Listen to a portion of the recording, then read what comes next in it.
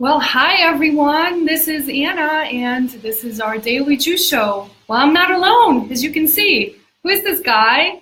Hi, Jim. Hi. And welcome to the show. This is the first time I have a guest. Thank you. Jim is visiting me here in our office in Burlingame, and so I thought, why not? He's just as knowledgeable, actually even more knowledgeable than I am. So thank you. I'm flattered to have you here. But our topic for discussion today is what debts to pay off first.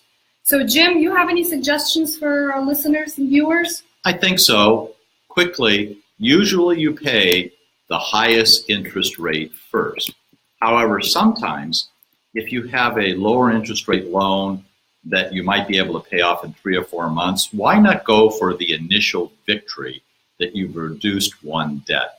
So a lot of times I'll suggest people go after the shorter one and get a victory and then go after the highest interest rate debts. Yeah. Hi, Lori. Thanks for joining. Good to have you here. We got a guest, Jim Ludwig, here. Okay. So we like the idea of paying the high interest rate first because that saves us on interest in the long run. But what if there's not an option like that to reduce the rate? What else can we do? Well, one of the things you ought to think about is consolidation.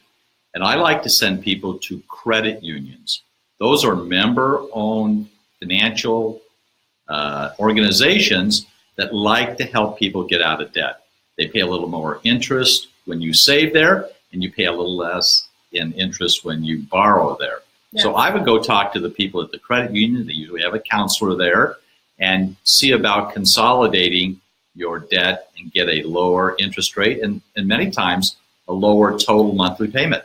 Yes, one of the things where we're thinking too is sometimes you get that junk mail that comes with little envelopes that say transfer your balance from one credit card to another, and it saves you a few percentage points. That's another idea to look at and see if you have credit cards that have high interest rates. But you need to be careful because it's not always 0% rate that they're offering. There's some kind of a fee associated with it. So it could be just a 2-3% transfer fee, but it's probably worth doing that. But you have to make sure you can actually pay off that balance in the time frame that you're being allowed, because if you're not, you're going to be back in the same place you started with double digits interest rate on credit cards.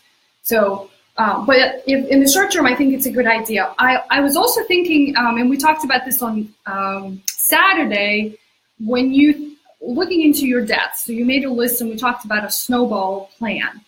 Think about the types of debts you have, because perhaps maybe you can focus on bad debts first for payoff, because those are typically ones that have more or higher interest rates, right? And the reason they're bad debts is that's one of the reasons, right? And I think of them as debts that don't add any income, so they're not helping you increase either income or value. So like a car is considered a bad debt versus a student loan that would be in the good debt category. So focus on those first to kind of help you with priorities. And then again, look at the interest rates. Maybe balance. Sometimes, Jim, don't we recommend this to clients? Sometimes getting rid of just one little debt just kind of helps you, feel good. Yes. So you have a plan. So that's another strategy. Even though that might not be the highest interest rate you have, just kind of get you going with that. So that's all we got. Lori, thanks for watching. Always glad to have you here. And this is Daily Juice, and we'll see you tomorrow. Bye, everybody. Bye.